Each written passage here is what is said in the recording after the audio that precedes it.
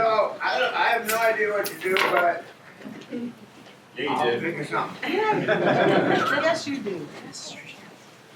These are the best times when I have no idea what to do. So, okay, so I'm back there, and I'm trying to figure out what to do. And I think, well, who the hell is Louis McCord? So I got on the internet, and Louis McCord wasn't anybody. Louis was the Lewis and Clark explorers who had a camp.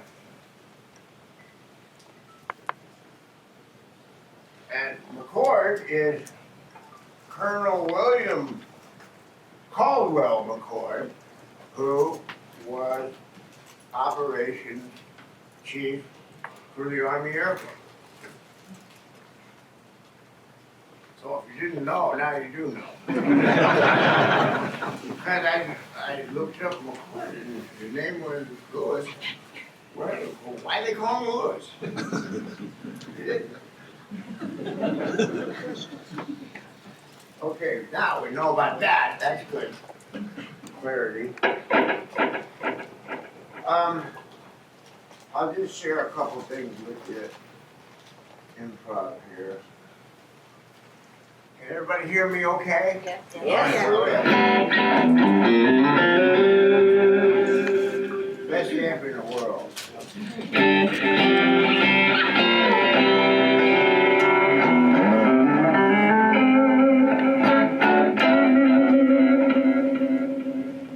My father, I was born in 1947. My father joined the Army Air Corps. We're from Wichita, Kansas. And he learned to fly, and he re-upped, and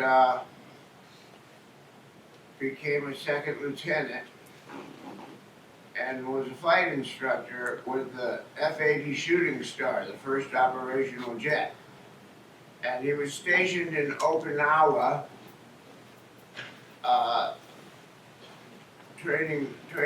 doing maneuvers because the Korean War was imminent, and we were starting to move resources over to that side of the world. And if you were a flight instructor, what that really meant was that you were a test pilot. Because the F-80 Shooting Star, the first operational jet, operational meant, well, you know, there were maneuvers that it didn't do, and stuff it wasn't good at doing. And so the flight logs of the flight instructors went back to Lockheed, and they made improvements as they went along with the jet. And one day he didn't come back, and that was 1949. And he was in the Army Air Corps. And so I am resonant with Gold Star families. And that was the first thing about vetting. And then, I won't get into this too much, but my father was in World War, my stepfather, who always had my back, was in World War II. He was in the 3rd team that went to Hiroshima. And he never talked about it. And I talked to other people whose parents were in World War II, and our fathers never talked about it. And they didn't like war movies. wow. And my grandfather was in World War One in the Army, and his job was when they had the total standstill and the front didn't move, and between the building and us was a wasteland. His job was to run the orders from command to the front. He was a runner, as he was a runner in high school. And he ran the orders 10 miles to the front. And he told me like the last 3 times he went, there was nobody to give the orders to because of the gas. And he said, I've never told anybody about that. But I was about 13. That was the day he taught me to drink whiskey, too.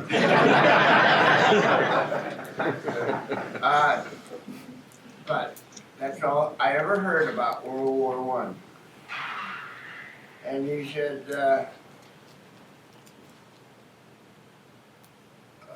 messed me up. Everybody was dead. And my buddies in Vietnam, who I went to high school with, came back different. Yes, different. They didn't want to talk about it. You know? And I'm sure Korea was the same. Brutal war. And we are at war in Afghanistan. And nobody talks about it. It's a forgotten war. The media doesn't cover it. The government figures the less we know about, civilians know about it, the better they'll be able to run it. There's just dysfunction. But I do know that the people coming back from the war are shattered. It's a different war than we've ever fought. And more people are coming back injured critically than died. And more people are coming back, there are more suicides than people died in combat. And so at some point, I just thought, you know what? I'm in a position, I'm somebody, I'm in a position to do something here, and I don't know how to do this, but I'm gonna make a cause to help vets out. All vets. And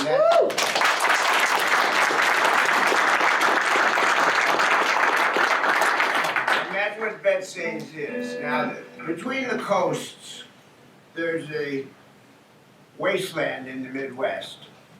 No. Stick with me. If you're a veteran in Nebraska, you're alone. There's nothing. Nobody who can even relate to you what you went through. There's nobody that you can relate to. And the going from what you did in the war to the transition back to civilian life is almost impossible. But I noticed between the two coasts, there are these little groups of organizations, mostly run by vets. There's the Midwest Center for Homeless Vets. I came across them in the internet. I called them up. There's a Vietnam vet guy who started building apartment units on his property, and homeless vets can go there. He doesn't have a budget. It's people like that Vet Saves keeps going. It's people like that between the coasts where if you're a vet, you're alone. And that's the worst way you can be. I'm an alcoholic. And when I got sober 25 years ago, I realized I'm nothing special, because I always thought I was. I'm an alcoholic. And I paid attention to Alcoholics Anonymous, and for the first time in my life, I felt like I was somewhere I really belonged. Because we were all alcoholics, and we all got sober together. And I think the first step in healing is coming together. So that's what I'm trying to do with That's It. Okay? And that's why I'm here, and I thank you all for your service.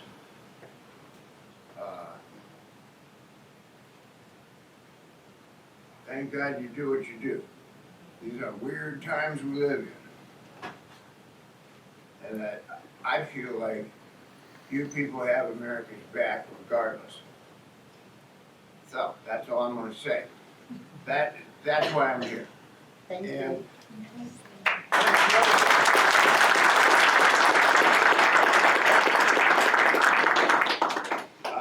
I think Colonel William Caldwell McCoy would give me a heads up on that. Lewis, I'm not sure either. Huh? Anyway. Okay, a couple things. I was in a group called the James Gang. Yeah. Sadly, some of you weren't born then. But your parents really liked us. And it was a three-piece group, okay? So, that's really hard. There's a drums, bass, and a guitar. And I'm the only melodic instrument, and I have to sing too. So, when I stop playing lead, there's no lead. And when I stop playing rhythm to play lead, there's no rhythm. And that can really do this. Boom. So I learned to play lead rhythm. And here's how that works. The whole thing is your right hand, if you're a guitar player, is just as important as your left hand. And I came across,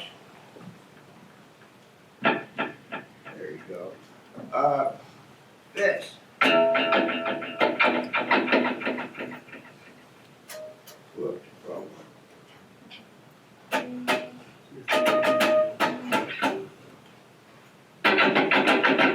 Just that noise.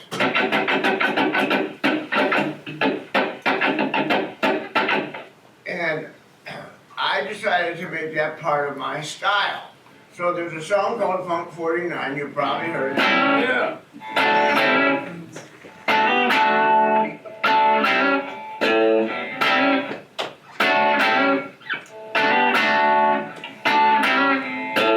Now if you play that with a three-piece band, it ain't gonna do it.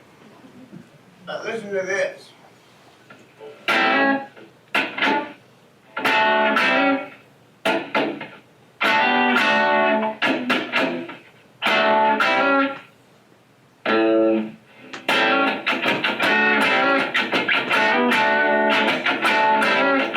There you go. Right? So my right hand is turned into another instrument, a percussive instrument. And so now the three-piece band had a percussion player, right?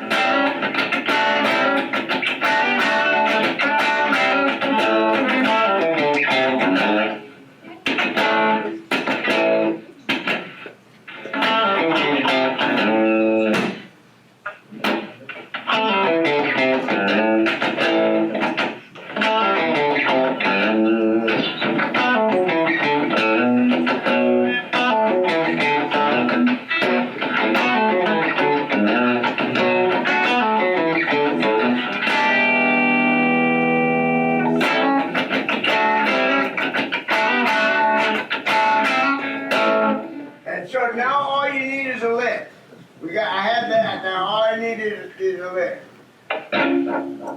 And that's all you need for a song.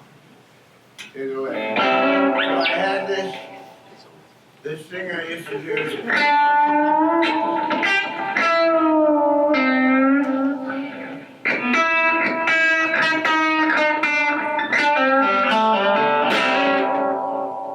And that was the beginning.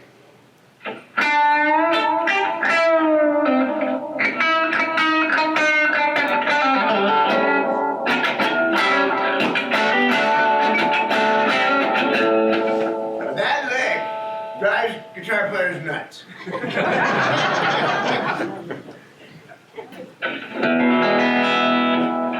There's great debates about how did I play that. And I enjoyed that. The other one was the middle part of the song, which was, we had all this percussion part and screaming and jungle noises and stuff. Those were the days. And then you go to the song again. And so I decided to do this. Now look.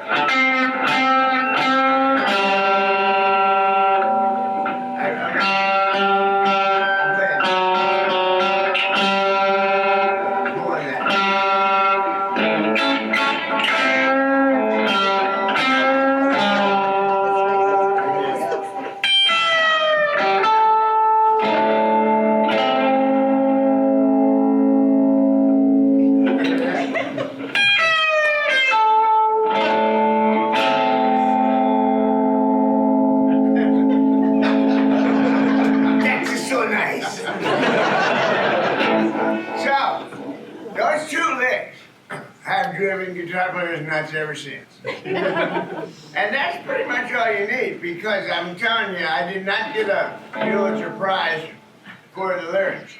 I mean, it didn't matter. It didn't matter. You got something like that, you got a song.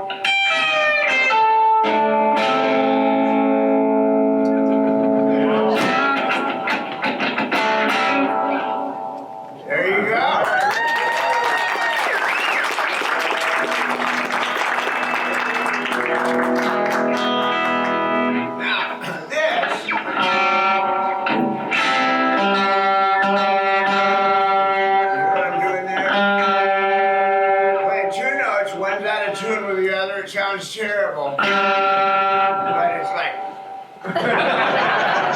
it's cool. It's cool. Horrible, but it's cool. So, Jimmy Page from Led Zeppelin heard that, and he stole that lick. Here, you know that song that goes,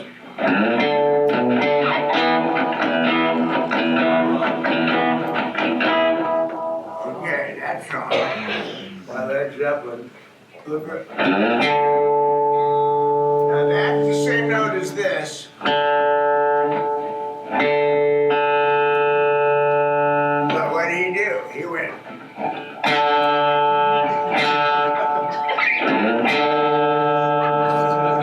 Same thing.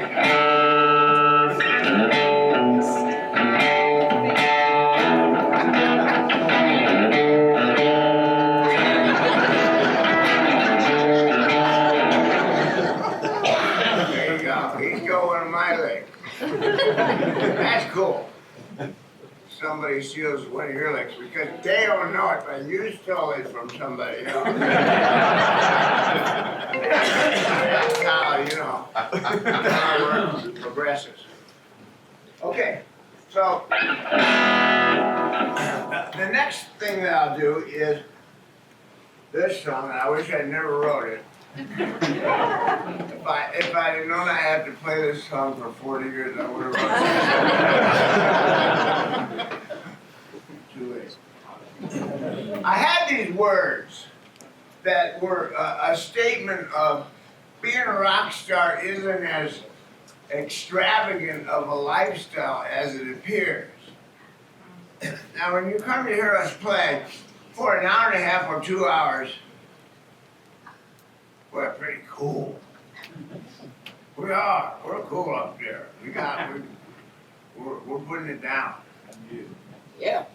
So everybody thinks, oh, those guys are cool. And they think, universally they're cool. No. There's 22 hours in the day where we're not cool. And everybody thinks we are, right? Oh, Joe. Yeah, I get doggy bags and go up and go out in my yard and pick up the dog shit. Just like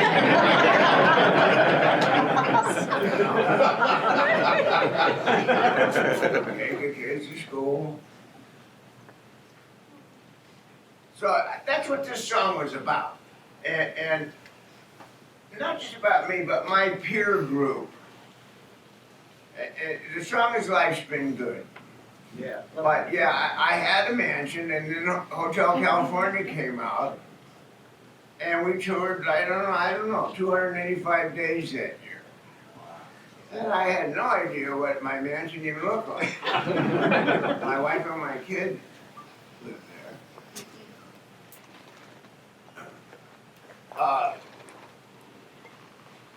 My Maserati just went 85. That's actually based on somebody else. But I thought of Maserati, but I mean, he got, you know, Roger Miller, that guy, Roger Miller, the songwriter, he was a famous drunk. And the famous story is, he was quoted, the highway patrolman pulled him over and said, do you realize you were going 105 miles an hour? And he said, I couldn't have been. I've only been driving 15 minutes.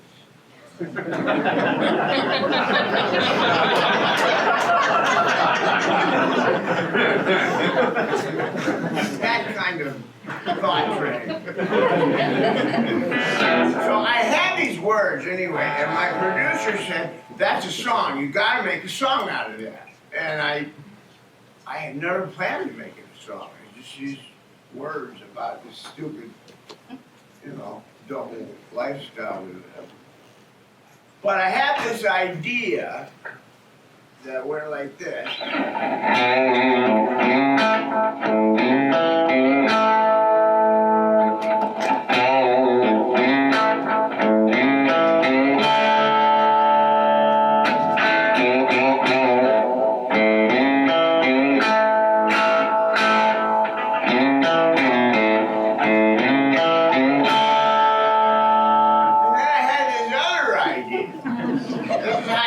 Songs, right?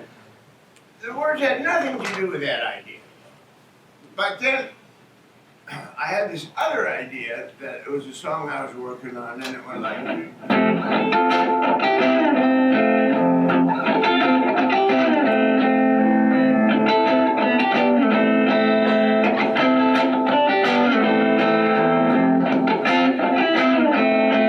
totally different song.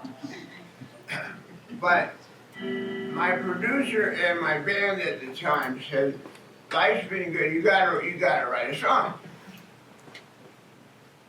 And I didn't know what to do, but I had these ideas. So those worked for some reason.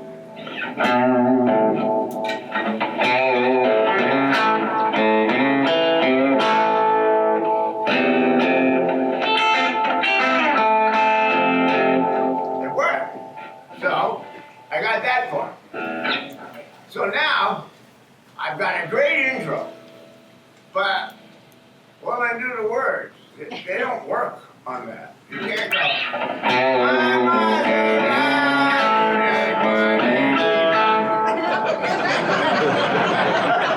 so I figured, okay, reggae was really hot then.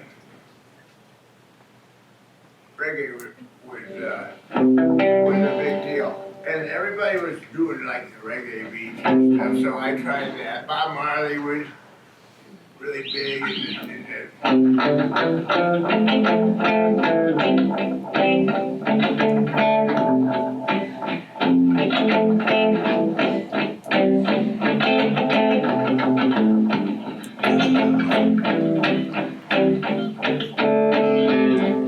words go great.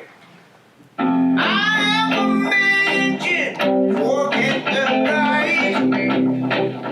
Never been there to tell me it's nice. Works great, right? So I just did that. Not everybody thinks that's a genius, but if you pretend you know what you're doing, everybody thinks you know what you're doing. You ever notice that? So there I got that much of a song, and now the middle part. So I got. I can't complain about something else you do. Life's been good to me so far. At this point, that was the end of the song. That kind of ends in a train wreck.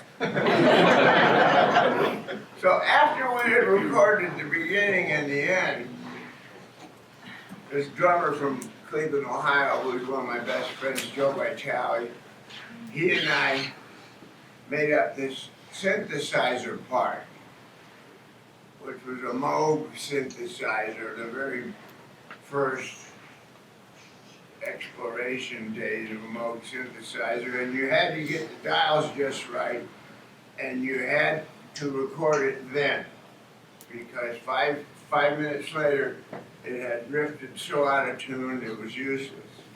But we got that thing that goes.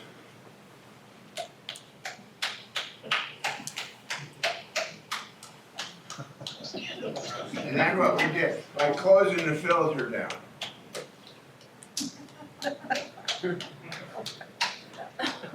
I just had a trigger, like a click, and I put noise on it, like shh, white noise, and then I brought the filter down,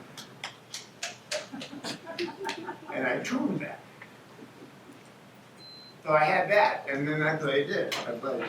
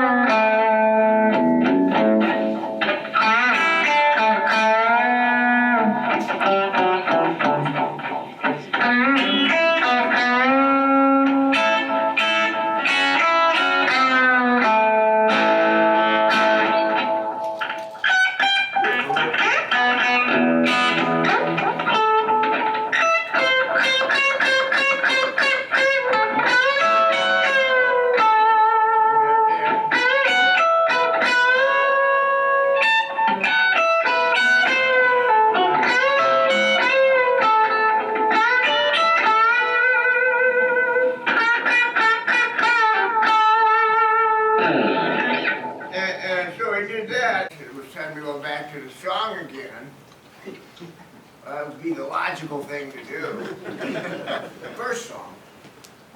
So I went back to that, and I thought when this comes out, it's either going to be the end of my career, or people will think it's funny.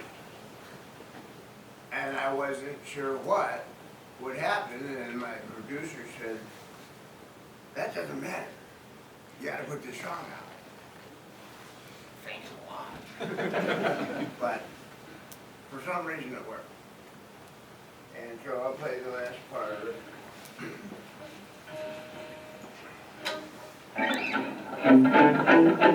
Go to party sometime in 2-4. Now, I used to, you know.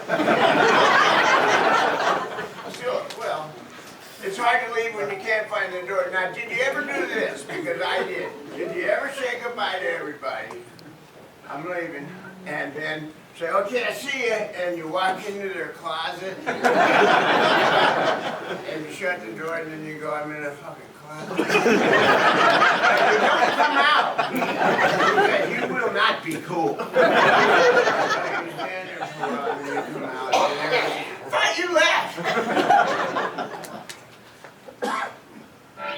It's hard to leave when you can't find the door. Either that or you leave 7 times, you ever do that? Okay, I'm going now. Yeah? Okay.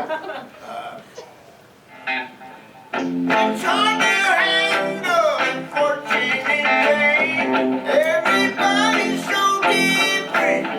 I haven't changed. And that really happened. That really happened. When Hotel California came out, man, just it invade your privacy, you know, and when people think you're somebody that you're that 24 hours a day, and I had to get used to it. Here's some good things. Joe, man, you're one of my biggest fans.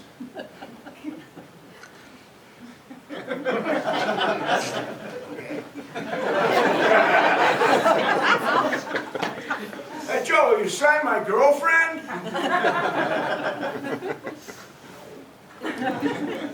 Hey, Joe, my sister came to see you guys, but she never got to see you because she OD'd and she was in the medical tent the whole time. Why are you telling me that? Anyway. Hey, Joe, why do you look like that?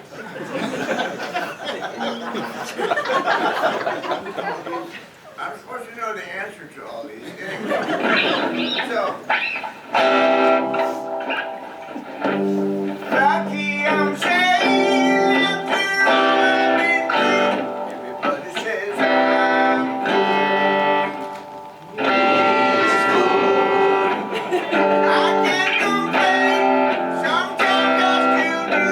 Life's been good to me so far. So I'm at the end of the song, and I just decided, the hell with it, I'm done. And I'm just gonna play. So.